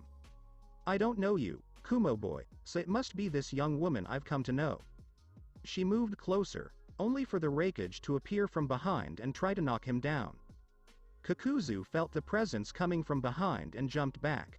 As he spun, a punch almost hit him, but he dodged. He leapt to his feet and kicked her in the face, stunning the big man for only an instant before grabbing the outstretched leg and spinning him. Kakuzu swung his arm forward, black threads shooting from his arm towards the Hokage. The cables penetrated the man's torso and arms and blood flowed down the cable. Kakuzu lifted the huge man and then used his power to smash the human tank into the ground several times. When he was done, he retracted the ropes and walked over to the fallen man. When he was close, lifted his head and swung it widely. Kakuzu jumped back and regained his balance. Can you still get up after all this? Impressive. Other threads unveiled. I think I'll take your heart as a backup. As he walked forward, he felt a stab of pain in his chest. Looking over his shoulder, he saw that his broken ex-wife had pierced his heart. His visible wounds disappear right in front of him. He tore the body from his arm and stumbled. How are you? You weren't, smash. Before he could finish, walked over to him and lowered his clasped hands to the frightened man. The enormous force had created a large crater, leaving a messy bloodstain in the middle. Looked up from her work and looked at the princess. Finish later? Tsunade nodded and started moving towards her wounded comrades. But as they both continued on their way, they were hit by an unexpected attack. Don't turn your back, or you may find yourself dead. As they both turned around, they were struck by two devastating attacks. Attack: a huge stream of crushing wind, slashing his armor thrown by lightning and returning the effect. While Tsunade was hit by a strong jet of fire, singing through his clothes and burning his skin. Both landed on their backs as Kakuzu appeared. He was no longer a tall man, but a freak of nature. Thousands of black threads coming out of the tips all over the body. Hundreds come out of his mouth, like an octopus. Between the wires on his shoulders was a red and blue mask. The mouths of the masks are still open, with smoke and gases escaping from the gaping holes. Now I know what brought me here. That healing technique is the same as his. You're relative right, Hashirama Senju. Tsunade lifted her bruised body, her burn marks fading faster by the second. Wow, this must be fate. He disappears and I didn't get the revenge I expected, so I can fight against his family. My grandfather is dead, so if I have to, I will destroy you, Tsunade assured as he stood up. Oh no, that's not true. Tsunade's eyes widened as the monster continued with his explanation. After his death was made public, I wanted to go and thank them. Perhaps by looting the corpse and selling it, the price of a Hokage's body comes at a high price. Tsunade gritted her teeth in pure anger at the man in front of her. But when the time came, the coffin didn't carry his body. What? Tsunade's eyes widened. Oh, the coffin was full, but with a different body. Anyone who didn't know the man personally probably wouldn't have noticed the difference. But I understood right after our fight that it was false. Kakuzu smiled with the string still in his mouth. You all lied, P. From behind, A faced the monster and ran through it. Kakuzu looked at his opponents. Tsunade and A were next to each other, ready to fight. Whatever the reason, this won't stop me. I'll bring you down, monster. Hey, and so it begins. Hash hash hash hash hash hash hash hash soccer player hash hash hash hash hash hash hash hash. Jiraiya leapt up and tried to attack Pain, but once again used his strange gravity technique to push him away. When he landed, he lunged forward with a Rasengan in hand, but Pain dodged and pulled out another black stake. He dodged the thrust of the weapons and leaned only on his hand. Using it to spin, he kicked the man in the chest, sending him several feet away. But he somersaulted and landed on his feet. No change in his expression. She looked up to see Kakashi and Guy still fighting the masked individual. After 30 minutes of fruitless fighting, it seemed that this man was invincible. He could break through any attack, and that meant he could always keep moving. They thought there was no chance of winning, until they made a discovery. When he was about to attack, he made himself physical to make contact. But when they sent an attack at him during this open chance, he was vulnerable to attack. So they had figured that if he came close to making contact, they would try to hit him and make him phase through. This little back and forth had been happening for a while now. It still looked like they had a better chance of winning than he did. Around him, Itachi, Asuma, and Kurenai had passed out from exhaustion. And Jiraiya was not far off from joining in. Yahiko was overpowering him in the ninjutsu department. When he came close, he would be blown away. If he gained distance, he was forced back in seconds. Yahiko, make this stop. What happened to you? He tried to remember back to that little boy who had a huge grin on his face. That little boy that promised to take out all evil in the world. Where's Conan? Where's Nagato? Sensei, I think you have it wrong. Jiraiya stopped his questioning to listen to what he said. Conan is fine, but you see, he raised his eyes to look at the man with his Rinnegan. I'm Nagato. Yahiko's died long ago. What? What are you talking about? I'm saying that Yahiko saved us long ago. He sacrificed himself so Conan and I could live. He just kept looking at his sensei with disdain. When you left, our world crumbled. We lost everything, so we decided to fight for what we can save. I will use Yahiko to usher in the world where no one dies. I will save this world. Nagato, not like this. There has to be a better way. Pain raised his outstretched hand. Sorry sensei, this is all we can do. With a push, came a Shinra Tensei that sent the Sannin back. Why are you doing this, you bastard? Kakashi yelled from his kneeled position. Next to him, Guy had been hit and was coughing up blood. Sorry, but I'm going to take these things with us. He referred to the weakening Jinchuriki behind him. Why do you want them? Kakashi tried to ask. I need them to save the world. They are strong, but they have no purpose but to help me with my cause. He started to walk to the bodies, no longer giving the weakened ninja his attention. They don't deserve this. They don't have to become weak. He doesn't need to be a weapon. Kakashi tried to stand, but only stumbled over. He raised his head with set eyes. Please leave them. No, Toby stopped and turned his head. I will use them to save everyone. Themselves, you, Arin. He came to the closest body, a small blonde boy with whiskers. Sorry Kakashi, this world will end now. In an empty space, the fallen ninja disappeared. The crumbled rock and dead bodies, all but vanished from sight. The assembled injured, the cowering Anbu, and the battling heroes were no longer there. But something else did appear. In the open space, were 8 massive, multi-tailed beasts. All assembled around in a rough circle, and all of them looking at each other. A tanuki, cat, turtle, ape, horse, slug, ox, and fox gathered together. They had been chatting for the whole fight. Bwahahaha.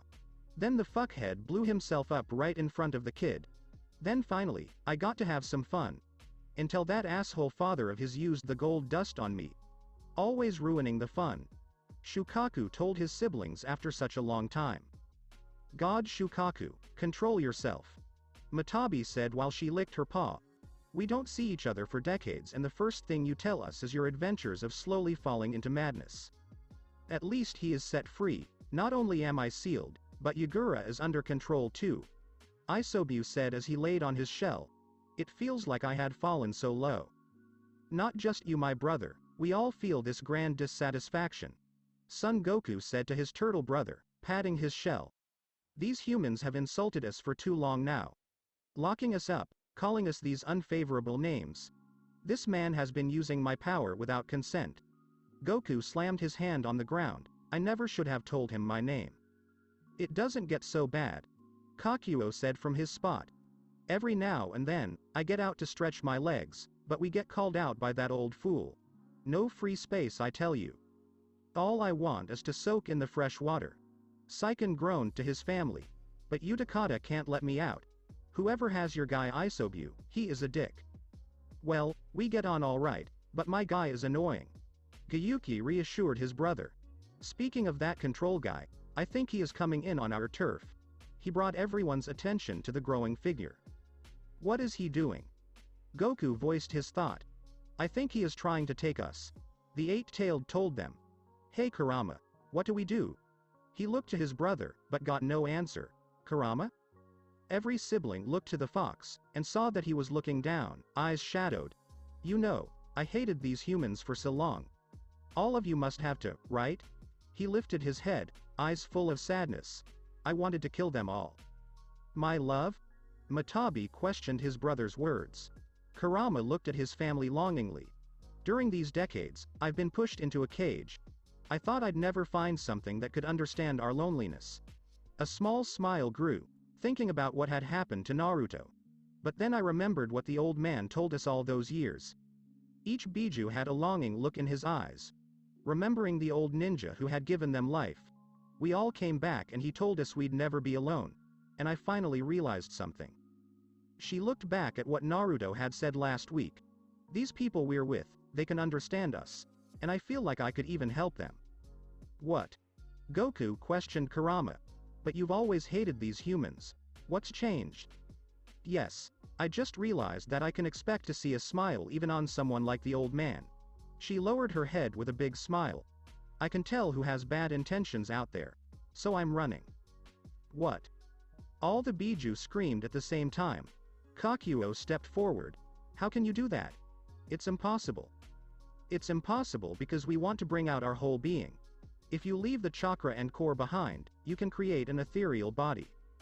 But that's not enough. Shukaku told him. If you leave the core behind, that's your chakra and your thoughts are left behind. Also, you can't leave them. The etheric body is still connected to the core and seal. Kurama nodded to Isobu. Yup. Which means you can only create a chakra body while near your host. If you go too far, it will dissolve and you will be repelled. I know it. Gyuki approached Kurama. What are you planning? She said with concern in her voice. Being with B for so long was taking a toll on him. Listen, when you see Chome, tell him we'll see you. The others were about to express their thoughts, but he was already fading, deliberately leaving the light of him. Kurama raised his head and walked towards the bars of the cages. He took a step over the bar, feeling a spike through his body as he thrust forward. Danzo's seal of control appeared all over his body, propelling him backwards. But he kept going, until it finally happened. He looked down to see that her body had gone translucent. Then, behind him, He saw a second body, this one without eyes or mouth, with a thin line still connected by its tail to the blank slate. Now, finish. Toby approached the motionless little body. Under his mask, he smiled. He bent down, but stopped when Naruto's body jerked. When Toby withdrew his hand, Naruto was covered in a lighter version of the previous bubbles, without changing his appearance. Bubbles have accumulated on the boy's body. They reached until they came towering where they had originated from. Everyone who could still move looked towards the center as a tower of bubbles formed. The tower began to expand, forming claws and paws. They made 4 legs, 9 tails and a fox head. Everyone watched in surprise as the 9 cues formed before their eyes. High above the valley's edge, unharmed except for exhaustion, was Danzo. The old ninja stared at him and smiled, shaking with excitement that his weapon had finally arrived. Caaaahhhh. The Kyuubi swung his claw in a slap, knocking white Zetsu out of the sky. And with his other hand he crushed black Zetsu, burning him with the touch of pure chakra. He looked at the masked man and smiled. Hey, haven't we met before? Oh right. You thought you were a big piece of shit and controlled me. He lowered his head to look at the man. Do you want to give it another try? What the hell? What is this? Toby took a step back. Even with his phase, he was still intimidated by the huge creature. The Kyuubi raised his hands and brought them to him. This is judgment, human. And in one case he went through 9 hand seals and stopped. That jutsu. Hiruzen's jaw dropped as he watched the demon finish his seals. Stop his battle against Orochimaru with Onoki. It cannot be. When Kurama finished, a feeling of dread pervaded the entire valley. Unbeknownst to them, behind the Kyuubi, a deity manifested. The Shinigami. The god of death. The final vision had appeared behind the Kyuubi. Ah, Kyuubi, what a pleasure. I haven't seen you for 6 years. What are you doing? I'm making a contract. You? Understand that you will die if you do. Yes. Listen, can I take more souls than one? Yes, you have enough strength and soul to face dozens of men. Are you sure about this? Kurama smiled as multiple divine hands reached out from his chest. Judgment Day. His hands flew, arcing in the sky before Fallon moved toward his targets. Dozens of Anbu Root felt a shiver when hands rested on them. Members of the Dawn organization froze when their bodies did not move. Tobit looked from his hand and looked at the giant god, feeling fear for the first time in years. Damn it. Danzo tried to escape. He made the seal hoping to be released. Around his body, Kurama felt pain as the seals grew on his body. But he continued his search, grabbing everything he could find. And no, not like that. I tried to save this city, these people. Danzo cried out in despair. I was a hero. And then the silence, his body falling forward, tumbling to the valley floor. Hundreds of people died, the bodies instantly cooled. All hands returned to Kurama, he screaming in pain as souls invaded his body. But finally he stopped. A huge Shiki Fujin appeared in Kurama's translucent body, as he vanished. Kurama closed his eyes, ready to accept his fate. But he opened his eyes when he heard a faint voice. Kurama. The fox looked down and saw that the damaged boy had partially regained consciousness. The fox saw that Danzo's seal on the original had vanished, due to the man's death. Hey, I didn't want you to see me as this kid. I thought you would sleep in this and wake up happy. But we're never that lucky, huh? She looked down to see the guy's attention go back and forth, from the pain. I guess you probably won't listen to everything I say. He smiled and looked at the boy. Listen carefully, boy. Naruto's eyes widened weakly. The day will come when you will be released. You will probably go through many trials and pain. But hey, that's the way it is.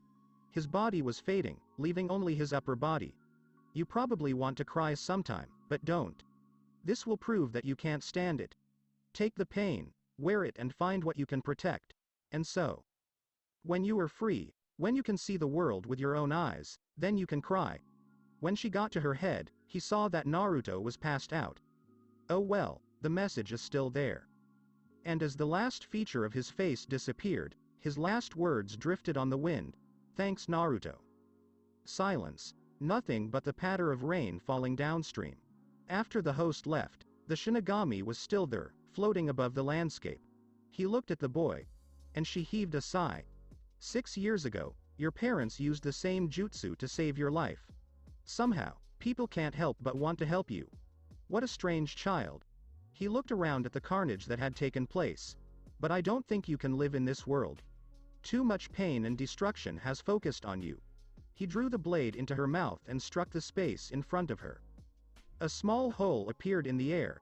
Different scenery could be seen through the hole. He reached down and used his power to lift the boy up. You will continue to feel pain, even in this new world. But maybe you can learn to be strong here. To make sure you don't lose any more loved ones.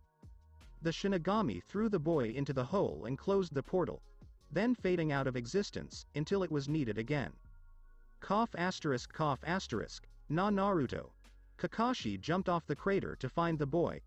Naruto, where are you?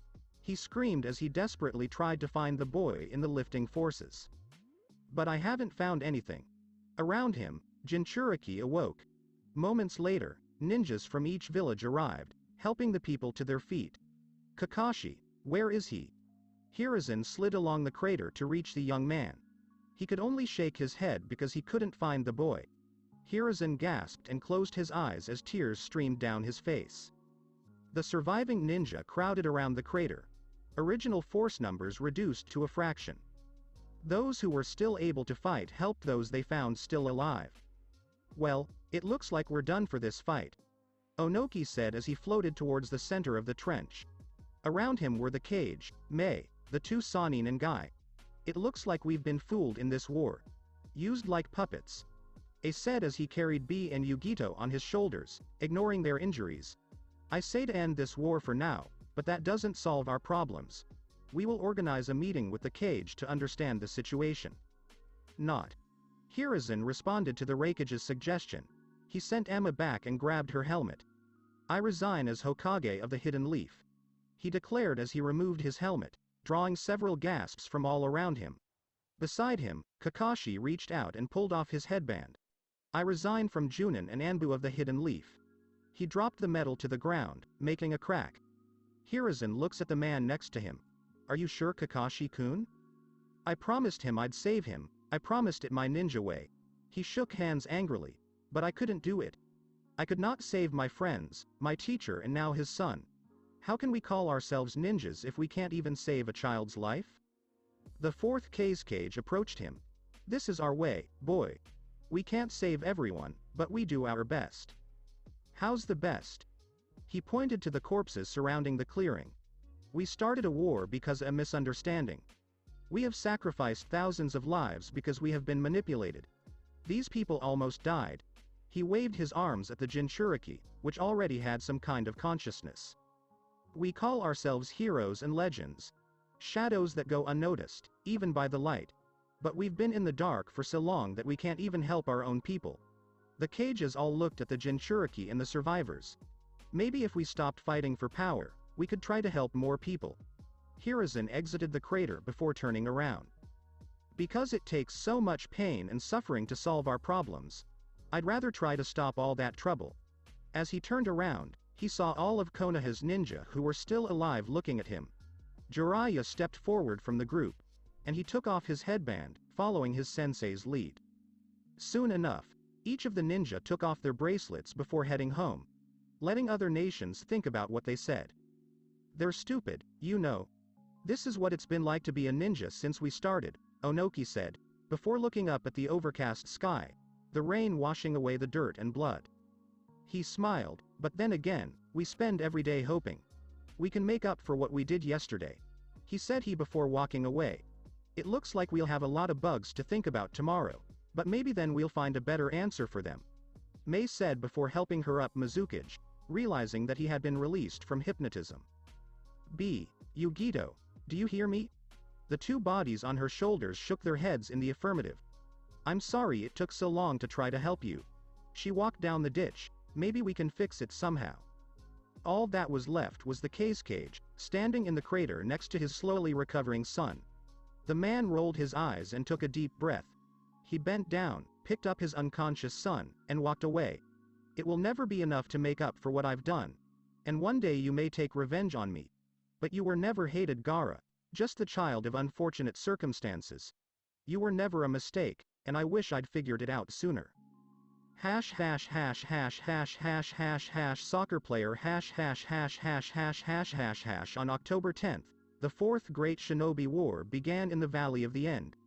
This was a battle between Konohagakure, Kumogakure, Sanagakure, Kirigakure and Iwagakure. It started with soldiers being killed and nations being invaded. But it was just a ruse by a shadow organization called the Akatsuki, to unleash war between nations and destroy the strongest ninja forces on Earth. In an effort to control the world, they had manipulated villages at will. To capture the carrier forces of each village, they sacrificed too many lives. Finally, the battle was stopped by the Kyuubi no Yoko, the so-called demon of the ninja world. He saved the world by sacrificing his life. The ninja nations broke away from the battle, to recover and re-evaluate losses. In a battle of 75,184, only 9,573 survived. The ninjas' battle strength was greatly reduced and almost extinct. Over the next year, chaos had spread among the nations, until the leaders of the nations meet again, not for battle, but for peace. They made a pact, to work together for the better state of their people. They formed teams of 5, one ninja for each city, scattered across areas of the world. While the alliance was originally shaky, over time they trusted each other. Soon, samurai from the land of iron joined the effort. When the fighting was over, they worked to improve their lives. They used their abilities to create new lands, boost energy, save people in need. They were no longer shinobi, warriors of the night, but heroes, working together to keep the peace sacred. But the losses to this peace were never forgotten. Ninjas who died in war were remembered every year. The life lost in the effort for peace has been set in stone, never to be forgotten. But what no one has forgotten was the life of the boy who changed the hearts of the ninja. Discovering what he had been through, the ninja worked to ensure that such pain was never experienced again. The peace they feel every day. The lives that remain happy and safe. The light that illuminates all who are afraid. It was all thanks to that boy, Naruto Uzumaki, the boy who helped change the world. In a desert, a line of caravans traveled towards the beach. In the back of cars, men, women and children, all tied up. 2 men complained about the heat. It's too much to ride in this unbearable heat. Why did we have to do this? The man asked as people wept behind him. Because we had to bring as many people back to the tower as possible. That's what the master told us to do. They continued in silence until he saw something in the heat. What is that? The lead wagon stopped, the men jumped off and walked towards what they had seen. When they got there, they were shocked. On the floor was a little blond boy with scars on his cheeks. He looked injured, but there were no visible wounds. From the way he slept, it looked like he was unconscious. One of the men put his fingers on his neck, feeling a faint pulse. He is alive, but I don't know if he will wake up. What should we do? He asked his partner. The man had a wicked smile. What else? We put it with the rest. They both smiled as they brutally grabbed the boy and threw him into the wagon, closing the bars. They continued their walk towards the beach, reaching the boats. When they did, they transferred everyone caught to the cell, even the unconscious boy. And then, they sailed to their destination. To the skyscraper in the sea, the Tower of Heaven. Come on, Ji-san, don't stop. He asked the old man for a little girl no more than 5 years old with red hair. Please tell me more stories. You promised. She said with an adorable pout that put the puppies to shame. A tall, wiry old man with white hair laughed. Very well. Give me a second. Oh. The man snapped his fingers. Did I tell you about the handsome hero who saved the princess from the trolls with the help of his dwarf friend Dryer? Yes. And the one with the girl from another world. And the one about the hero and his friend Bobby going to a party with the princesses. And all of them with that crazy dwarf Dryer. She cocked her head in amazement. Why are you so angry anyway? Haha, I don't know. I'm still trying to figure it out. She scratched her chin. He snapped his fingers and smiled. Oh, I like this. I will tell you the story of when the fairies helped and rescued visitors from a different dimension. You are ready? The girl jumped with excitement before the bars opened, revealing the captors. The girl grabbed the tall old man's leg. Rob G-san, why are you here? To bring the next group. Don't be afraid. As he finished his sentence, a body fell to the ground. A little boy with mustache marks who wasn't awake. The little bastard slept the whole way. I wonder if he's dead. The jailer shrugged before closing the door. The other slaves paid no attention, but Rob walked over to the boy and picked him up. He brought it to the girl and examined it. After several minutes, he couldn't find any lesions, but the boy still didn't wake up. He was planning to use magic when the girl asked him, "Are you okay, G-san?" "I don't know. There are no injuries, there is no pain, but he doesn't wake up. As if I didn't want to." "Well, I know how," the girl said with a smile. She bent down and rested her forehead on the boy's. The old man was sweating only from what the girl was doing. "Honey, what are you doing?" "I'll let you know someone is there. Maybe he got lost and just needs to find a way back." "Where am I? What is this? Hey Kurama, where are you?" Without answer. "Kurama? Hi, anyone?" Without answer. "Please. I'm cold, so cold, please." Then he saw a light in the dark. He tried to walk towards the warmth, but he forced himself to move. After so many attempts, he finally made it. He reached out for the light and was enveloped by it. Naruto slowly opened his eyes. The light burned him when he opened too fast. But blocking the light was something. Something red. It was hair, red hair. The person who possessed said hair opened his eyes and saw that something was looking back. Strong brown eyes gazed into blue ones. They lifted their heads and looked at the child they were carrying. "Hi," they said in a shrill voice. "Hi." Naruto responded softly, still adjusting to where he stood. "Where am I?" The girl has acquired a sad look.